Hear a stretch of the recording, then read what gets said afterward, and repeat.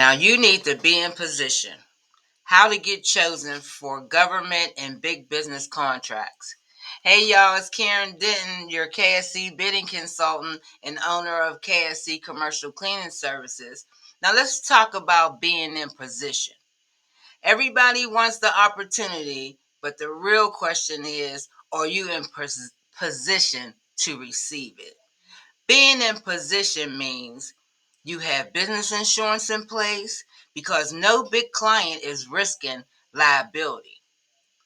And you need to be working on or already have your certifications like your women business enterprise, minority business enterprise, disadvantaged business enterprise, or state regulations. You let the government or your certifying agency speak for you. Their verification becomes your reference. And your invoicing system needs to be clean and ready. No messy books, no handwritten receipts.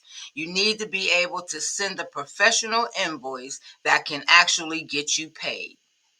Now, too many business owners want to win, but don't prepare behind the scenes. Position gets you picked, not passion, not prayer, but preparation. You don't need 50 clients. You need to be in position for that one client, that $1 million opportunity. Now, make sure you're not just working in your business, but on your business. Get your paperwork tight. Get certified.